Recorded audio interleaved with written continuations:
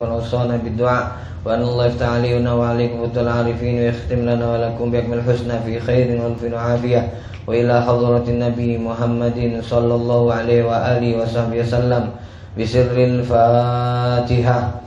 أعوذ بالله من الشيطان الرجيم. بسم الله الرحمن الرحيم.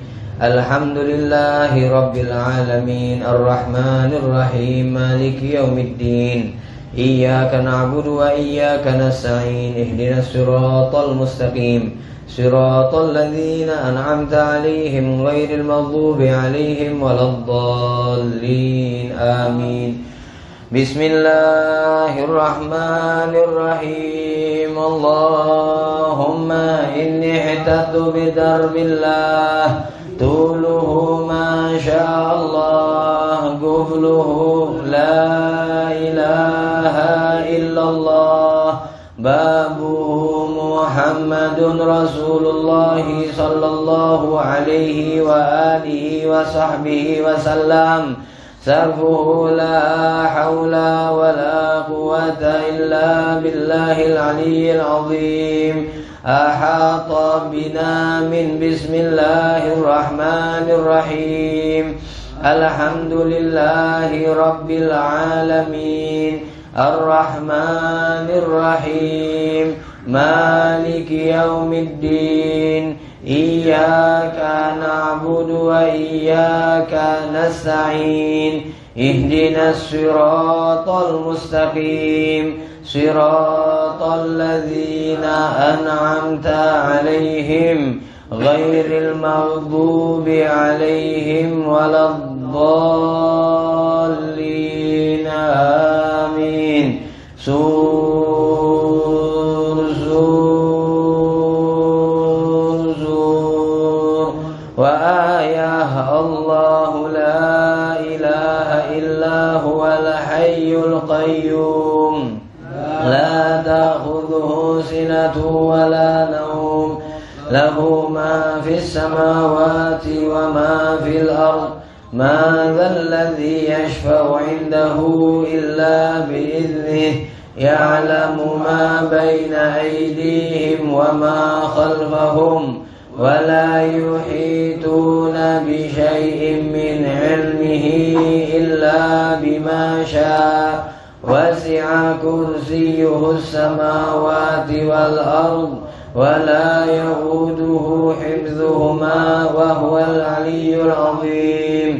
بنا استدارت كما استدارت الملائكة بمدينة الرسول بلا خندق ولا سور من كل قدر مقدور وحذر محذور ومن جميع الشرور تترسنا بالله تترسنا بالله تترسنا بالله من عدونا وعدو الله من سات عرش الله إلى قاع أرض الله بمئة ألف ألف ألف لا حول ولا قوة إلا بالله العلي العظيم.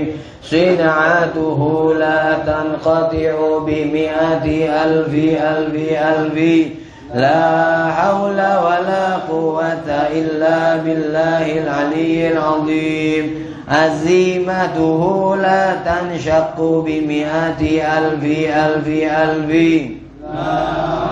ولا قوة إلا بالله العلي العظيم. اللهم إن أحد أرادني بسوء من الجن والإنس والوحوش وغيرهم من سائر المخلوقات من بشر أو شيطان أو سلطان أو وسواس فارفض نظرهم في انتكاس وقلوبهم في وسواس وأيديهم في إفلاس وأوبقهم من الرجل إلى الرأس لا في سهل يقطع ولا في جبل يطلع بمئة ألف ألف ألف لا حول ولا قوة إلا بالله العلي العظيم وصلى الله على سيدنا محمد وعلى آله وصحبه وسلم سبحان ربك رب العزة عما يصفون وسلام على المرسلين والحمد لله رب العالمين في كل لحظة أبدا عدد خلقه ورضا نفسه وزنة عرشه ومداد كلماته. بسم الله الرحمن الرحيم. قال الإمام النووي في كتابه رياض الصالحين رضي الله عنكم وقال رضي الله تعالى عنه ونفعنا به وبعلومه في الدارين.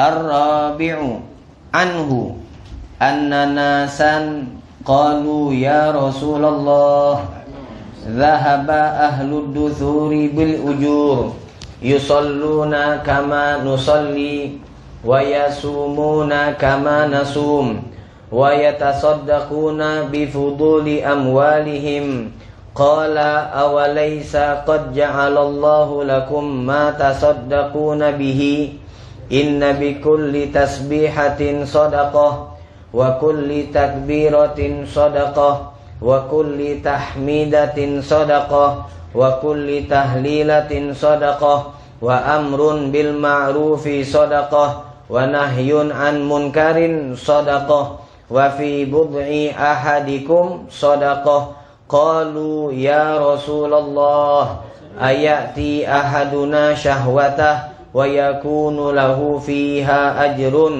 قال أرأيتم لو وضعها في حرام كان عليه وزر قال فكذلك إذا وضعها في الحلال كان له أجر رواه مسلم. الدثور بالثاء المثلثة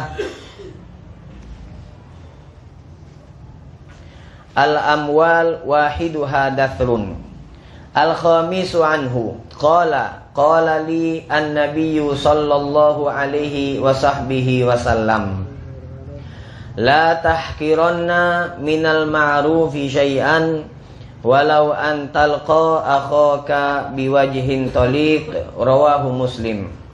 السادس عن أبي هريرة رضي الله عنه قال رسول الله صلى الله عليه وآله وصحبه وسلم كل سلامة من الناس عليه صدقة كل يوم تطلع فيه الشمس تعديل بين الاثنين صدقة وتعين الرجل في دابته فتحمله عليها أو ترفع له عليها متاعه صدقة والكلمة الطيبة صدقة وبكل خطوة تمشيها إلى الصلاة صدقة وتميت الأذى عن الطريق صدقة متفق عليه. Bismillahirrahmanirrahim. Assalamualaikum warahmatullahi wabarakatuh. Alhamdulillahilladzi hadana lihadza wa ma kunna linahtadiya laula an hadanallah.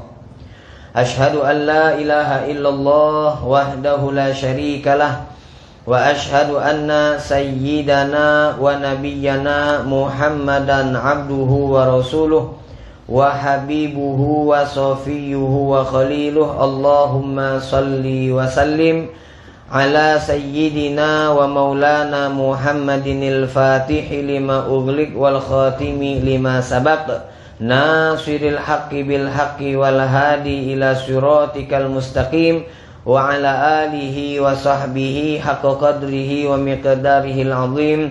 Rabbi zidna ilma wa wasi' lana fi arzaqina wa barik lana fi ma razaqtana waj'alna mahbubina fi qulubi ibadik wa 'izza fi 'uyunihim waj'alna wujaha fid dunya wal akhirati wa minal muqarrabin ya katsiran nawal ya hasanal fi'al ya qa'iman bila zawal wa ya mubdi'an bila mithal falakal hamdu walakal minnatu walakal syarafu ala kulli hal wala haula wala quwwata illa billah amma ba'd.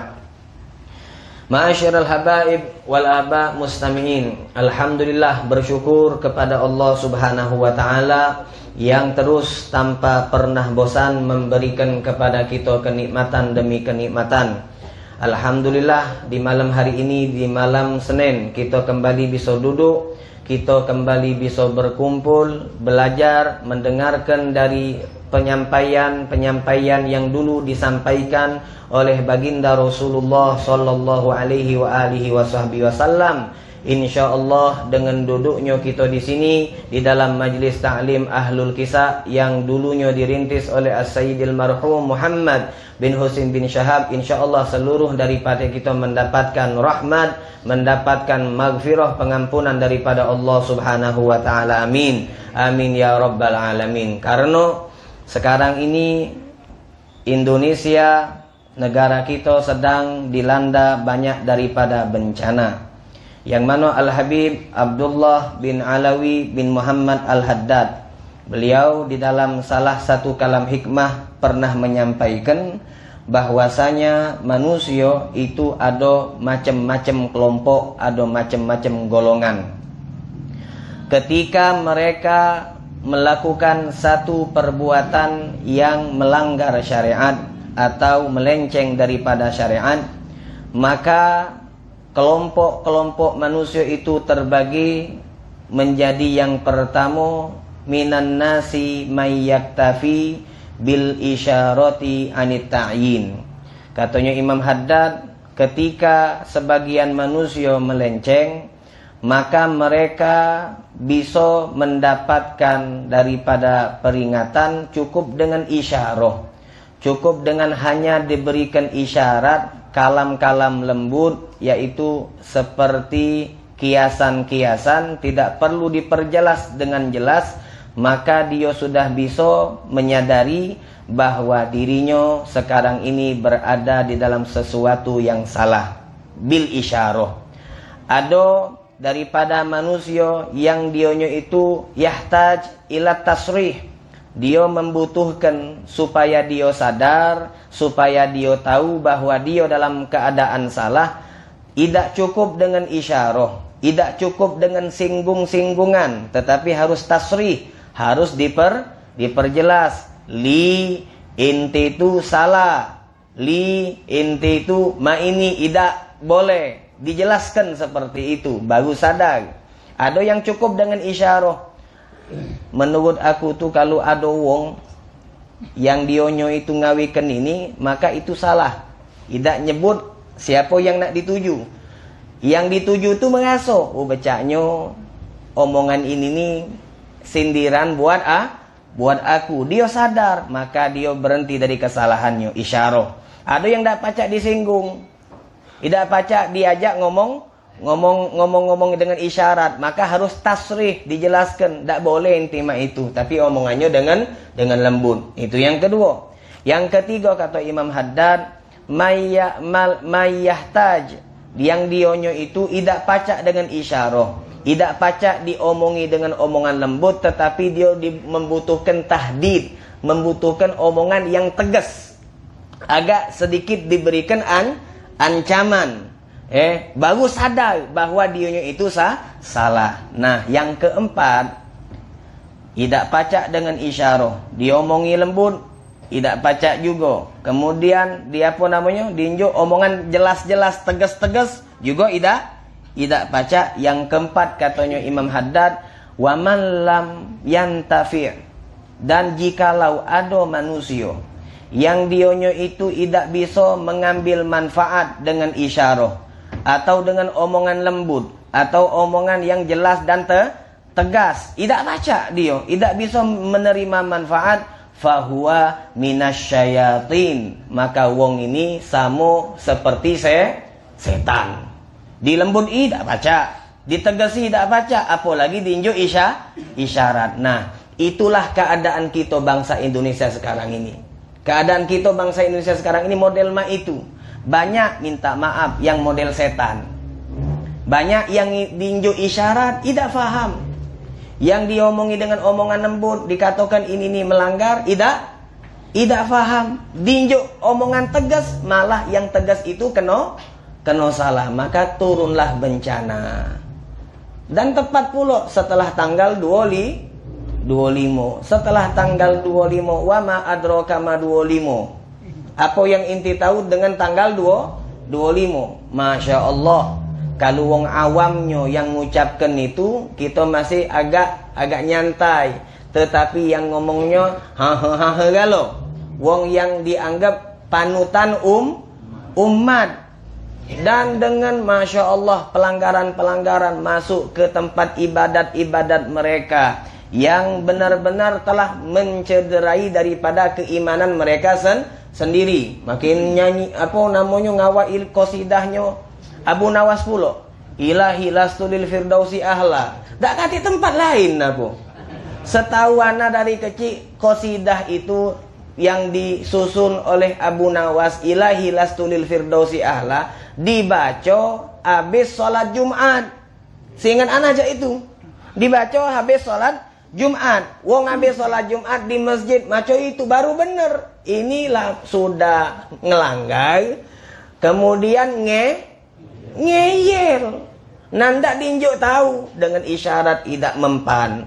Diinjuk omongan lembut tidak mempan. Diinjuk peringatan dengan keras dan tegas juga tidak mempan. Maka inilah yang terjadi. Masya Allah. Besoknya ada gerhana. Bukan bencana. Bukan itu bukan cuma kejadian alam, bukan. Tetapi ada isyarat dari Allah Subhanahu wa ta'ala. Setelah itu ada di Palembang angin kenceng. Kemudian hujan deras. Pohon gubu banyak. Baliho-baliho yang nyampak banyak. Kemudian jalan macet, banjir dan seterusnya. Dan sekarang ini kita jengok banyak manusia yang merasa pintar, banyak manusia yang merasa kuat, akhirnya tertunduk dengan apa yang diberikan oleh Allah Subhanahu wa ta'ala. Inilah apa yang difirmankan oleh Allah Subhanahu wa ta'ala di dalam banyak, kalau nak dijengok di dalam Al-Quran itu banyak nian. Allah Subhanahu wa ta'ala memberikan isyarat kepada kita, oi umat Nabi Muhammad sallallahu alaihi wasallam, beruntung kamu punya nabi. Kalau kamu nabinya bukan Nabi Muhammad sudah habis. Wa ka'ayyim min qaryatin. Banyak katanya Allah dulu sebelum kamu wong yang pernah hidup, yang lebih kuat, yang lebih hebat daripada kalian wahai umat Nabi Muhammad, tetapi ahlaknahum. Kami binasakan mereka. Ada yang ditenggelamkan, ada yang diinjuk dengan suara keras mati. Dia supaya tidak kena azab, apa dia? Mangun rumah jero gunung. Banjir aman. Gempa tidak roboh gunung. Malah itu paku bumi. Benar tak? Gunung itu paku bumi. Jadi dibangunnya kaum Ad itu dia bangun rumah, kaum Samud dia bangun rumah di wala Madian hala. Alhasil dia bangun rumah di jero gunung. Gampang Allah nak nyuruh si kok malaikat nyerit. Di lobang mulut gua itu. Wah. Gemah kalau. Mati gara-gara itu. Kalau Allah nak mengazab, hal mim mahis, ada dak jalan keluar yang bisa menyelamatkan kita dari azab Allah Subhanahu wa ta'ala. Maka ayo kita kembali kepada Allah Subhanahu wa ta'ala. Kita berharap dengan rajinnya kita, istiqomahnya kita mengamalkan apa yang telah diajarkan oleh Rasulullah sallallahu alaihi wasallam, kita meramaikan daripada majlis-majlis taklim. Alhamdulillah di kota Palembang banyak para aulia, baik yang masih hidup ataupun yang sudah meninggal. Alhamdulillah di kota Palembang banyak majlis-majlis, entah itu majlis zikir, entah itu majlis maulid, entah itu majlis ilmu. Maka insya Allah dengan keberkahan apa yang kita lakukan di kota-kota Palembang ini, insya Allah Allah yadfa annal bala. Semoga Allah Subhanahu wa ta'ala menjauhkan kita kota Palembang khusus dan seluruh daripada umat Islam daripada bala dan bencana atas apa yang dilakukan daripada maksiat gara-gara maksiat maka kita kena azab Allah Subhanahu wa taala. Naudzubillah tsumma naudzubillah. Hadirin, melanjutkan dari apa yang dicantumkan oleh Al-Imam Nawawi di dalam kitab Riyadhus Shalihin, masih melanjutkan di dalam bab kemarin, yaitu bab kasroh, betapa banyaknya jalan kita untuk melakukan daripada kebaikan. Malam hari ini kita akan membahas hadis Ar-Rabi' yang keempat. Anhu. Hadis ini juga diriwayatkan oleh sahabat Abu Dzar Al-Ghifari radhiyallahu taala anhu. Annanasan, katanya beliau, katanya Abu Dzar Al-Ghifari, annanasan, dulu pernah ada kelompok sahabat.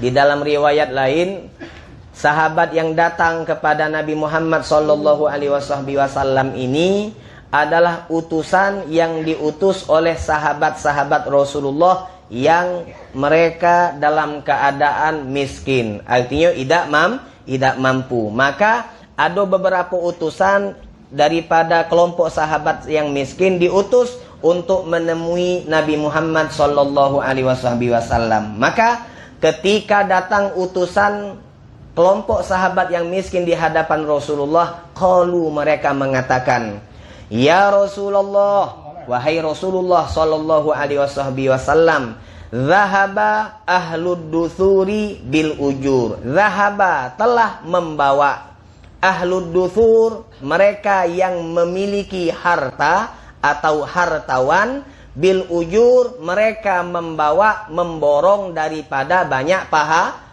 pahala. Katanya sahabat-sahabat utusan daripada sahabat miskin ini ngomong sama Nabi Muhammad sallallahu alaihi wasallam, Rasulullah, kalau bahasa Palembangnya, alangkah lemaknya jadi wong kayo. Mereka itu telah memborong daripada banyak pahala. Zahaba ahlud duthuri bil ujur. Zahaba ahlud duthur bil ujur. Mereka telah memborong daripada pahala yang banyak, wahai Nabi Muhammad.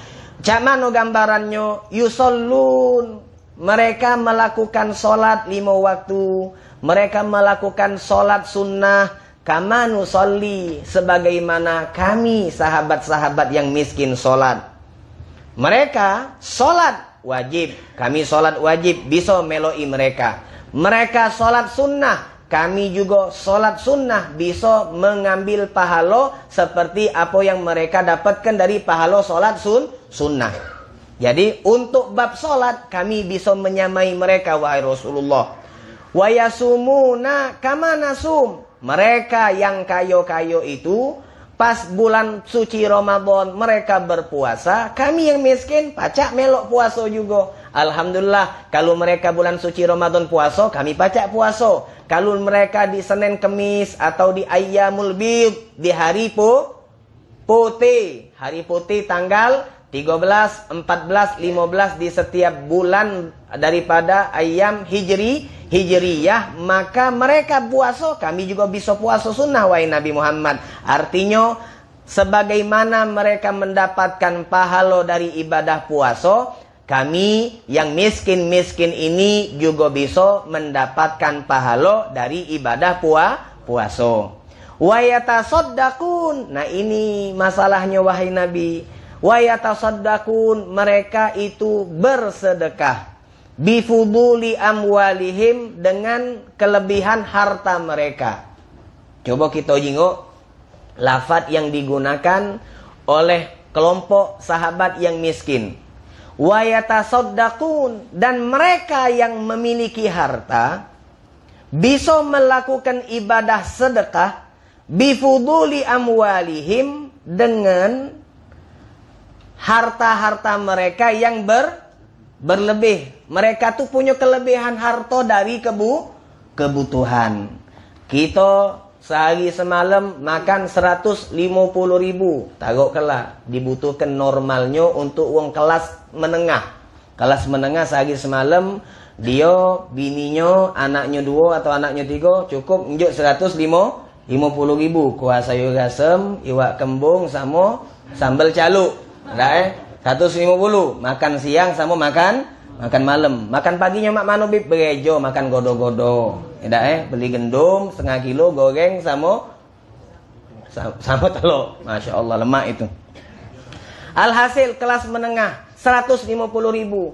Punya lebih yang kayo tadi 150, dia dapat 160. Berarti ada lebih 10. 10 ini mereka bisa sedekah. Itu wong kayo wahai Rasulullah. Tetapi kami yang miskin ini jangankan untuk kebutuhan, jangankan untuk sedekah, untuk kebutuhan pribadi dan keluarga dewek kami masih ngap-ngapan bahasanya tuh.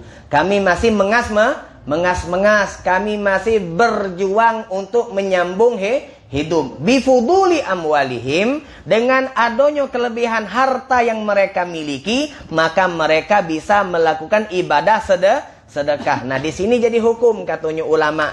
Apa hukum ketika ada wong yang dionyo itu tidak punya kelebihan harta lalu dia bersedekah? Kan di sini kan kalimatnya wa yatasaddaquna bifuduli amwalihim. Dengan adanya kelebihan harta, maka mereka bisa bersedekah. Jadi kalau ada wong dionyo itu hartonya lebih, tidak galak sedekah kebangetan. Tidak galak sedekah kebangetan. Kenapa? Karena dengan adanya kelebihan harta itu jalan dia untuk melakukan kebaikan. Jadi ibadah wong kayo itu bukan hanya sholat, bukan hanya puasa, tetapi juga sedekah. Ibadah wong yang punya kelebihan, bukan wong kayo yang punya kelebihan. Sedekah. Nah, sedekah ini kalau inti datang ke wong kayo misalnya minta ada butuh, lalu dia tidak ngenjuk, jangan kecil hati, mungkin langsung inti cap, oh pelitnya kau nih. Bisa jadi dia tuh nyingok kita tidak pas untuk dinjuk. Masih muda, masih pacak begawi, minta-minta, agak dulu. Karena di dalam hukum fikih, kalau kita masih, kata wong Jawa tuh, masih kian, masih kuat untuk begawi, maka kita tidak boleh minta, tidak boleh. Begawi dong. Inti punya kekuatan, inti punya akal masih berjalan normal. Beda kalau inti kuat tapi gilo. Beda kan? Ini inti kuat, waras, begawe, jangan ngandon. Giliran wokok digejo ke. Tapi giliran ini minta sedekah. Nah, itu kan kadang-kadang repot kan? Nah, ini. Jadi, tidak pacak juga sekarang ini kita melulu nyalai wong kayo. Karena kadang-kadang mereka juga teliti nak ngenjuknya yang tepat. Jadi, kita kalau punya duit, jangan basing-basing sedekah. Dijingok dulu. Bener tak yang kita njuk nih? Jingok sholat dah. Kemudian alokasinya itu harus tepat dan jelas. Lebih baik kita membiayai anak-anak yang ada di pondok pesantren yang dionyo punya wong tua dan wong tuanya itu tidak mampu. Dia ada wong tua, abah ibunya ada tapi tidak mampu untuk membiayai. Kan kalau wong di nengah pondok pesantren itu kan kalau mahal dikit mulai ribut. Mana pondok mahal biayanya. Giliran sekolah mahal jadi Nah kan? Giliran sekolah jadi mahal-mahal. Tapi kalau pondok, kan pondok ini banyak yang apa namanya? Yang donaturnya. Kata siapa banyak? Oke, banyak yang donaturnya, tetapi banyak juga pengeluarannya. Nah ini, seharusnya pondok tuh harus ada usaha badan usaha dewek. Jadi lemak, tidak nunggui daripada wong yang ngenjuk-ngenjuk dia. Nyenyes bantu sudah. Nah ndak bantu, tak usah ngomong. Hayang je usulan. Harusnya punya toko, harusnya nino.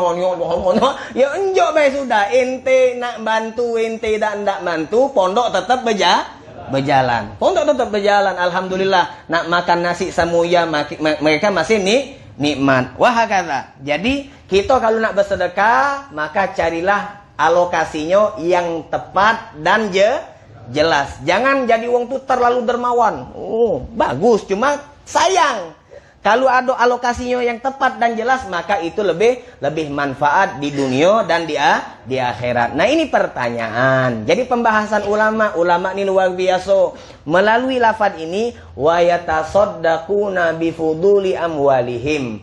Ketika punya duit yang lebih, maka kita bisa sedekah. Mak mano kalau misalnya ada wong yang dionyo tidak punya lebih, tidak punya kelebihan harta, lalu dia sedekah. Apa dia hukumnya? Apa dia hukumnya? Kan katanya sahabat yang miskin ini, mereka sholat, kami bisa sholat. Mereka puasa, kami bisa puasa. Nah, ketika mereka bisa sedekah gara-gara mereka punya lebihan harta, kami tidak punya kelebihan harta. Jadi kami tidak pacak sedekah. Nah, apa hukum kalau ada wong tak punya kelebihan harta? Ada harta, tapi tidak lebih, kurang lagi ada. Tapi mereka bersedekah, boleh apa tidak hukumnya? Boleh tak? Boleh? Maka di sini dijelaskan oleh ulama, hukumnya 3. Hukumnya 3. Pertama, hukumnya mubahun. Hukumnya mubah. Kapan mubah? Bahkan ini dipuji oleh Allah Subhanahu wa taala, mubah itu ketika dia tidak punya, ketika dia butuh, ketika dia tidak punya kelebihan dan dia butuh, tetapi dia masih mampu untuk bersedekah jikalau jikalau hati anak istrinya sabar. Jangan kita nak sok-sokan dah. Punya duit 150 inilah untuk makan hari inilah. Ada yang notok rumah. Tok. Assalamualaikum. Wah. Apa? Ini aku minta ini. Berapa kau butuh? Butuh 150. Nah, ambillah aku. Lillahi ta'ala. Nah, dah bini motok di belakang.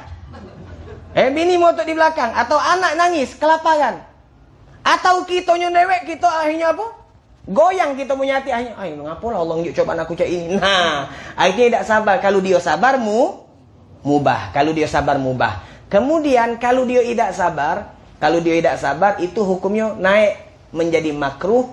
Kalau dionya itu malah apa namanya bahasanya itu apa namanya menggerutu, dia ngodok, dia akhirnya berontak dia punya hati, maka itu bisa haram. Haramnya kalau dia membiarkan anak istrinya terlantar. Anak istri itu kewajiban kita memberikan nafkah. Ketika kita tunjuk 150 tadi, akhirnya dia lapar dan dia tidak sabar, maka kita menelantarkan keluarga. Jadi ayat wa yu'thiruna ala anfusihim walau kana bihim khasasah. Allah Subhanahu wa taala di dalam Al-Qur'an tidak pernah memuji para sahabat dengan banyaknya salat, tidak pernah dengan banyaknya puasa. Yang Allah puji dalam Al-Qur'an apa dia? Itsar. Mereka itu wa yu'thirun maka fi'il mudhari' selalu mencoba untuk mengedepankan kepentingan orang lain dibandingkan kepentingan pribadi. Itsar wa yu'thiruna ala anfusihim walau kana bihim khasasah. Walaupun mereka berada di dalam kesulitan, mereka lapar, mereka susah, tapi mereka mampu untuk bersedekah. Kalau inti nak niru mereka para sahabat tuh hati mereka sabar dan sekeluarga siap untuk bersabar. Seperti banyak contohnya. Zainal Ali bin Abi Thalib wa Fatimah Zahra wal Hasan wal Husain. Waktu itu dalam keadaan berpuasa. Sebagian riwayat menceritakan karena suami istri ini nazar, kalau Hasan Husain sehat maka kami nak berpuasa sunnah. Subhanallah, waktu itu tak katik makanan. Tiba-tiba hari pertama, hari kedua, hari ketiga nak buka, tiga-tiga itu ditutup untuk minta makan. Nah, dinjuk. Hari pertama ini miskin, ini yatim, yang kedua. Kemudian ini abad. Saya ini hamba sahaya. Dan setiap hari ketika dimintai sedekah makanan, keluarga Ali dan Fatimah Zahra memberikan makanan apa yang seharusnya mereka makan. Ini wa yu'thiruna ala anfusihim walau kana bihim khasasah. Tidak sering hati, tidak menggerutu, tidak mengeluh, tetap sabar kepada Allah Subhanahu wa taala, maka itu derajatnya luar biasa. Tapi kalau tidak sabar, makruh. Kalau menelantarkan kewajiban yang dionya harus berikan kepada ahlu baitnya, kepada keluarganya, maka itu bisa haram. Itu jadi bifuduli amwalihim. Ketika kita punya kelebihan harta, maka tertuju sedekah itu lebih kuat kepada kita dibandingkan wong yang tidak punya kelebihan harta. Akhirnya ketika Nabi Muhammad diomongi seperti itu oleh kelompok sahabat yang miskin, Nabi, Mereka sholat kami baca, mereka puasa kami baca, tapi kalau mereka sedekah kami tidak baca. Qala, maka Nabi menjawab. Apa jawaban Rasulullah SAW? Wong yang paling bijaksana, seorang yang paling pintar untuk memberikan solusi. Nabi mak mano lemaknya jadi wong kayo, banyaknya mereka dapat pahala. Ya sudahlah, nasib kamu miskin nian. Nah, kalau gitu dah. Tapi kalau Nabi tidak, awalaisa qad ja'alallahu lakum ma tasaddaquna bihi.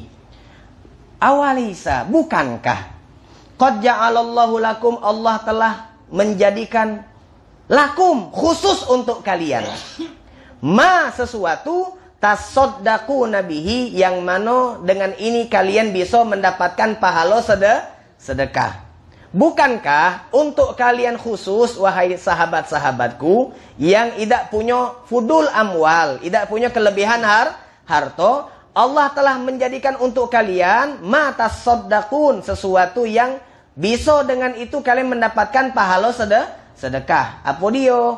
Inna bikulli tasbihatin shadaqah. Sama seperti yang kemarin, sekali mengucapkan tasbih ada pahala sedekah. Wa kulli takbiratin shadaqah, dan sekali kita mengucapkan Allahu Akbar sedekah. Wa kulli tahmidatin shadaqah, sekali kita mengucapkan alhamdulillah sedekah. Wa kulli tahlilatin shadaqah, sekali kita mengucapkan tahlil sedekah. Wa amrun bil ma'ruf shadaqah, kita melakukan amar ma'ruf sedekah, ada pahala sedekah. Wa nahyun an munkarin sedekah, dan kita melarang orang untuk terjerumus ke dalam kemaksiatan, kemungkaran, juga kita mendapatkan pahala sedekah. Wa fi bud'i ahadikum sedekah, katanya Nabi Muhammad. Dan jikalau kalian melakukan hubungan suami istri, maka sedekahun, kalian juga mendapatkan pahala sedekah. Jadi wong miskin diomongi oleh Rasulullah SAW. Kamu jangan pening-pening sedekah kalian lain dengan ucapan zikir subhanallah walhamdulillah wala ilaha illallah wallahu akbar. Kemudian kalian bisa bersedekah melalui amar ma'ruf nahi munkar. Bahkan kalian ketika melakukan hubungan suami istri sekalipun juga kalian mendapatkan pahala sedekah. Qalu, maka mereka berkata kepada Rasulullah, ya Rasulullah, aneh nih wahai Nabi Muhammad. Ayati ahaduna syahwatah wa yakunu lahu fiha ajr. Ayati ahaduna, apakah mungkin seseorang dari kami melampiaskan syahwatnya, ketika dia menyampaikan syahwatnya, wa yakunu lahu fiha ajr, kemudian dia dapat pahala, alangkah lemaknya.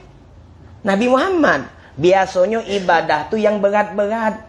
Nabi Muhammad biasanya ibadah tu yang tidak sesuai dengan syahwat.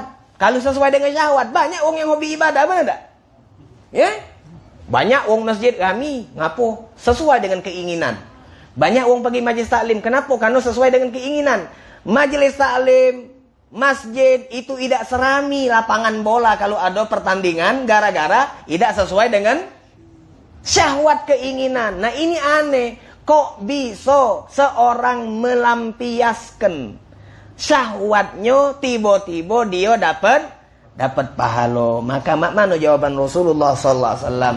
Qala ara'aitum, wahai sahabatku, ara'aitum, mana pendapat kalian? Coba kamu berpikir. Law wada'aha fi haram, jikalau seorang dari kalian itu melampiaskan syahwat fi haram, di dalam sesuatu yang haram. Artinya berbuat zina. Dibuat perbandingan oleh Nabi. Dibuat perbandingan. Perbandingan itu bahasa usul fikihnya namanya kias. Bahasa usul fikihnya namanya kias. Apakah mungkin di dalam pelampiasan syahwat, maka kepada istri, si suami dapat pahala, istri juga dapat? Apakah mungkin? Oh mungkin, kata Nabi. Coba kamu berpikir. Dikiaskan oleh Rasulullah, diberikan perbandingan oleh Nabi Muhammad, biar nalar. Mak mano kalau ada wong yang dia berbuat zina, berdosa tak? Berdosa tak kalau wong berbuat zina? Oh iya Rasulullah, berdosa. Nama itu juga lau wadu'aha fi halal, idza wadu'aha fil halal kana lahu ajr. Kalau dia melakukan hubungan itu fi halal, fil halal, di dalam sesuatu yang halal, kana lahu ajr, maka dia akan mendapatkan pahala. Nah, disinilah ada kalimat dari Nabi Muhammad, fi haram, ada fi halal. Hubungan yang haram, hubungan yang halal. Hubungan yang haram, maka hasilnya juga haram, alias tidak diakui oleh syariat. Hubungan yang halal, maka hasilnya juga halal, alias diakui dan disahkan oleh syariat. Maksud diakui dan disahkan oleh syariat, makmano anak tersebut itu anak sah, bisa dinasabkan kepada ayahnya. Muhammad bin Ali, Husain bin Muhammad misalnya, bisa dinasabkan kepada ayahnya. Anton bin Alek misal, bisa. Kenapa? Karena halal.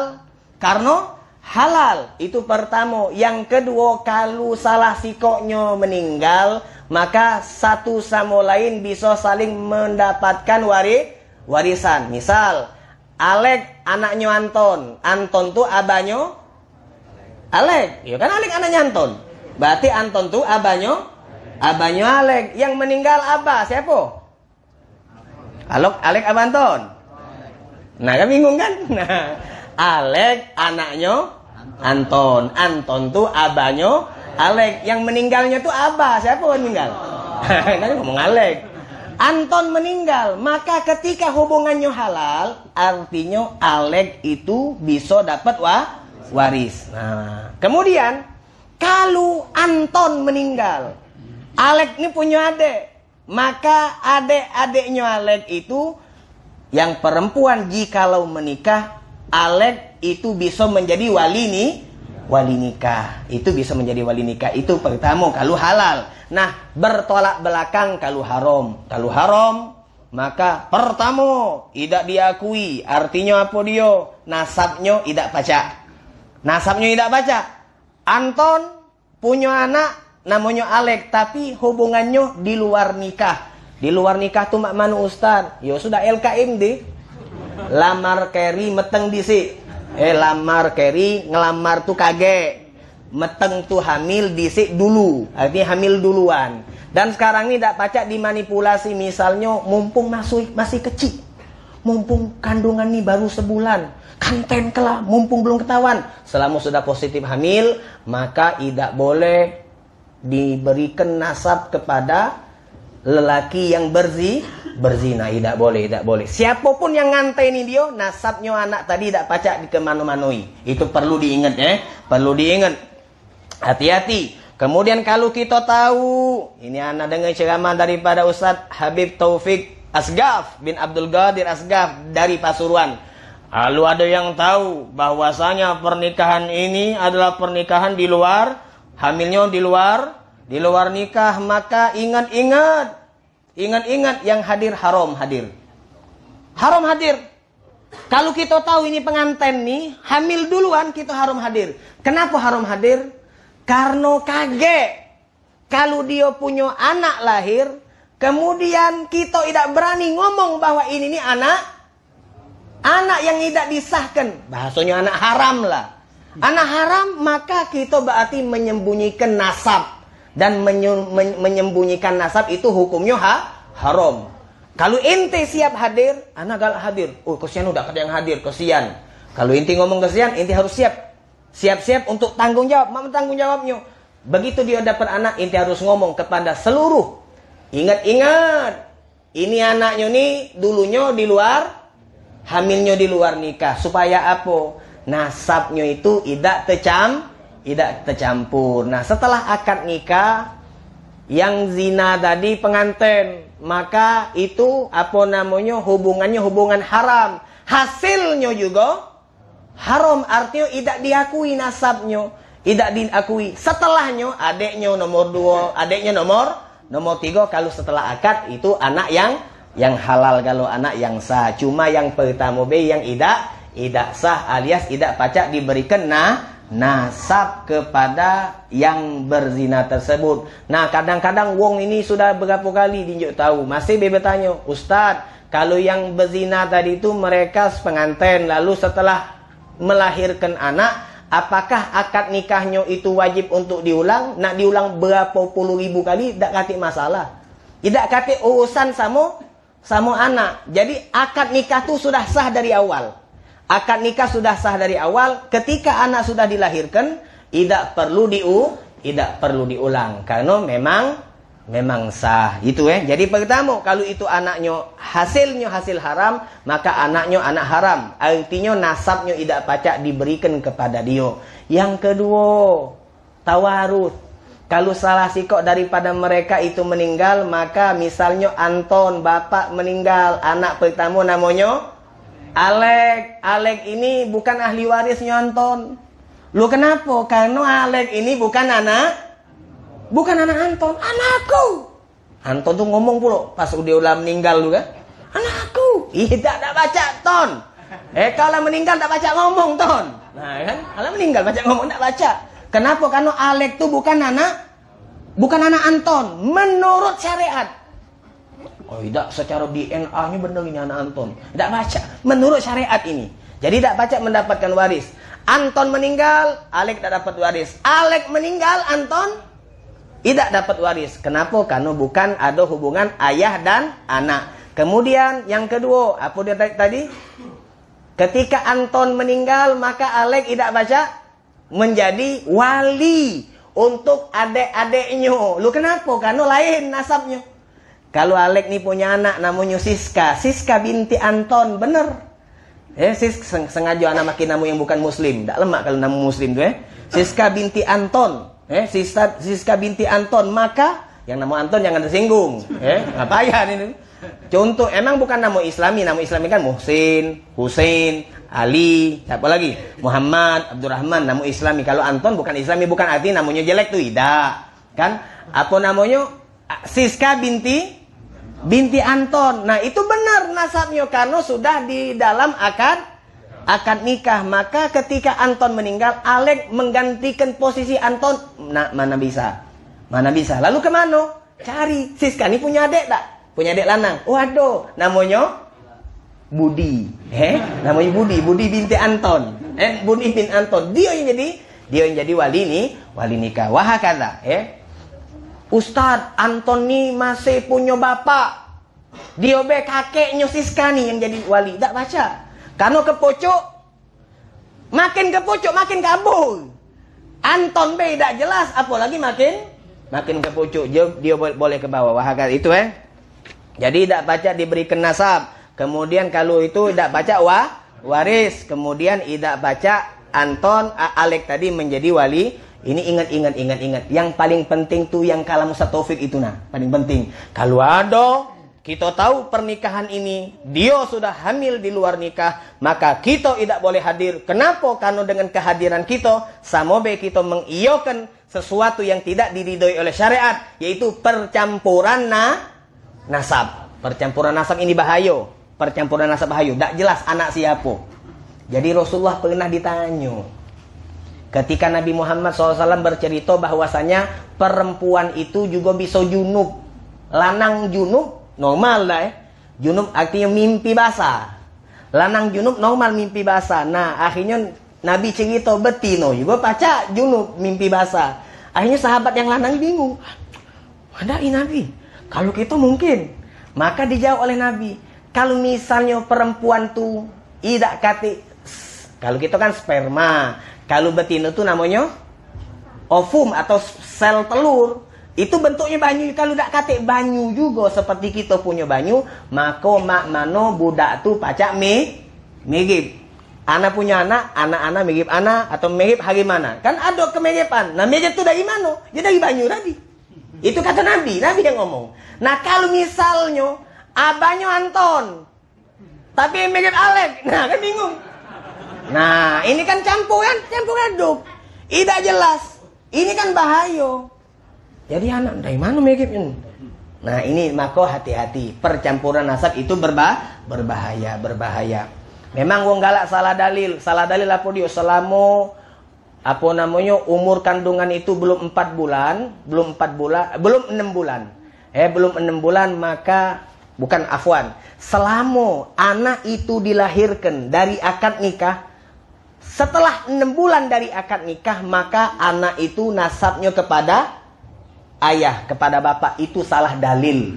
Itu salah dalil. Ana ulangi. Wong kadang-kadang berdalil mak ini.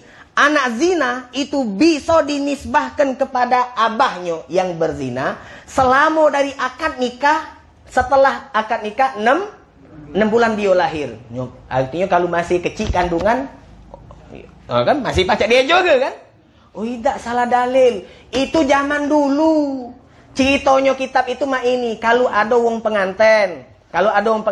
Tiba-tiba baru 6 bulan si bini melahirkan. Maka anak tadi tidak boleh dili'an. Anak tersebut tidak boleh dinafiyul walad. Apa dia li'an nafiyul walad? Tidak boleh dinafiyul walad. Si ayah tidak boleh ngatakan bahwa ini bukan anak aku. Kalau lahirnya 6 bulan setelah akad nikah. Dengan catatan, sebelum dia akad nikah, tidak katik berita-berita negatif. Jadi, ada wong penganten. Si istri, calon istri ini tidak pernah terdengar dionya melakukan sesuatu. Dan tidak katik buktinya. Dia penganten, tiba-tiba 6 bulan kemudian. Kan biasanya lahir itu 9 bulan. Tiba-tiba lahir 6. Heran, anak siapa ini? Oh ternyata di dalam kitab fikih aqallul hamil tuh 6 bulan.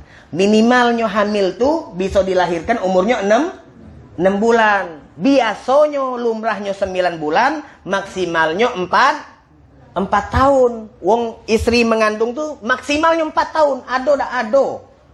Minimalnya 6 bulan. Kalau biasanya 9 bulan. Nah, jadi kalau yang model ma itu jangan salah dalil. Ini lah sudah jelas sebelum penganten sudah jalan kemana-mana lebih dari laki bini.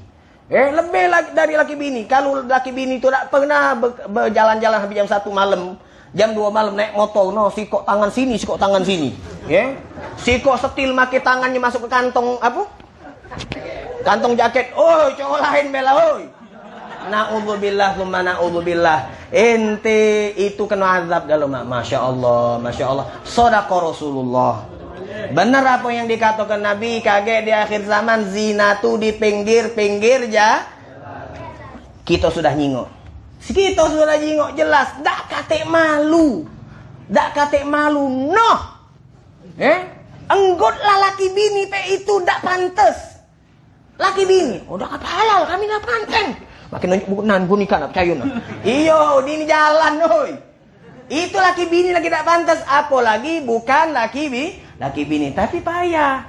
Benar tadi apa yang dikatakan Imam Haddad, dinjuk isyarat tidak mempan, diomongi lembut tidak mempan, dikerasi tidak mempan, ujung-ujungnya harus fahuwa minasyaiton kata Imam Haddad. Setan itu nak diingatkan dengan azab. Nak diusir dulu dari neraka baru sadar. Dari surga baru sadar, naudzubillah. Itu Jadi diingatkan. Maka Nabi ngomong, ketika beliau diomong oleh sahabat, mungkin ketika ada yang mendatangi melampiaskan syahwatnya kepada istri dia dapat pahala. Iya kata Rasulullah. Mana ketika dia berzina dapat dosa. Nah, ketika dia melakukan itu dalam keadaan halal, maka dia mendapatkan pahala sama seperti pahala sedekah. Masya Allah, inilah solusi dari Rasulullah Sallallahu Alaihi Wasallam. Akhirnya beliau Nabi Muhammad Sallallahu Alaihi Wasallam ketika menjawab ini, para sahabat-sahabat tadi bisik-bisik ngomong kepada kawan-kawannya, jangan tahu yang kayo-kayo, kaget ketahuan. Jangan tahu yang kayo-kayo, kaget ketahuan hadis ini. Jadi hadis ini disingiti oleh mereka. Subhanallah, berjalan waktu terdengar juga. Namanya wong ni kan sahabat itu senang ketika dapat resep dari wih kemarin itu. Kan kadang-kadang kan kita udah sepakat.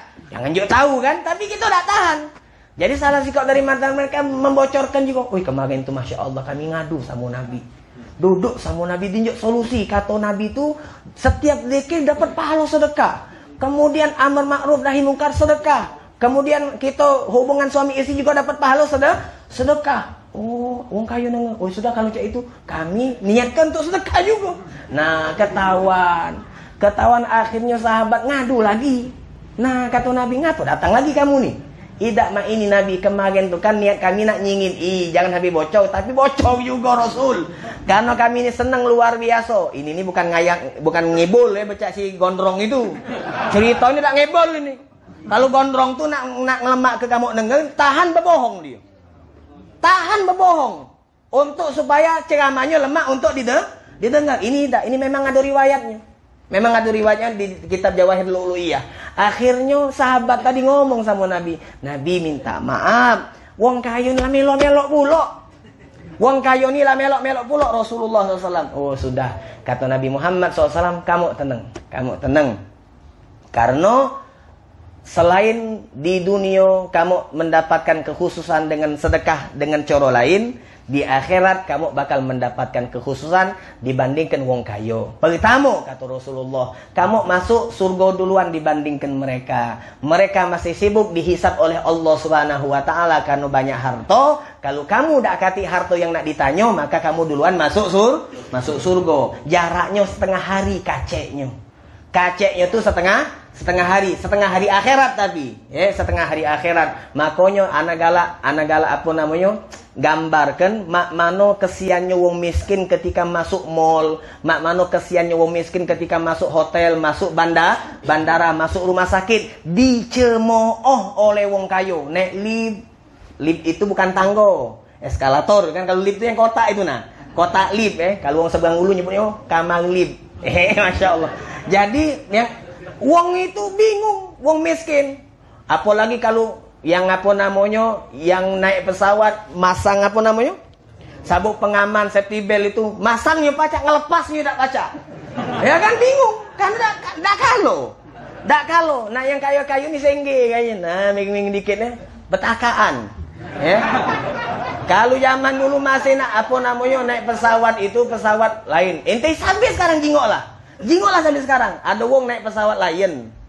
Yang lain naik pesawat Garuda, lain senggenya tuh. Woi sama bay. Lain kelas S ini kan. Alhasil itulah kaget perasaan wong miskin akan dihibur oleh Allah di surga selama di dunia mereka sabar di dalam kemiskinan dan mereka tetap beribadah, maka mereka diberikan kesempatan untuk masuk surga duluan, berenang dulu, nikmat dulu. Nah wong kaya baru masuk. Oh, ayah ada kolam ini. Nah, kami lah nikmat. Waduh, ini sudah. Ini biasa. Lanjutlah. Nah, apa yang kamu lakukan di dunia, itu kaget dirasakan oleh kamu di akhirat. Mak mano dak lemaknya dikecii wong.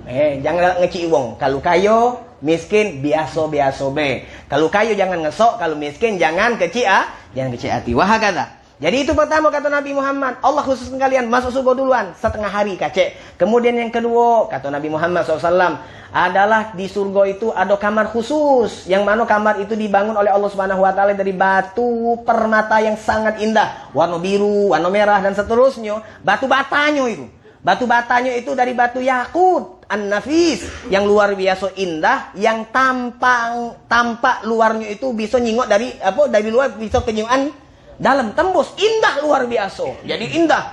Nah, kata Nabi Muhammad, rumah tersebut, kamar tersebut hanya khusus untuk Nabi yang miskin.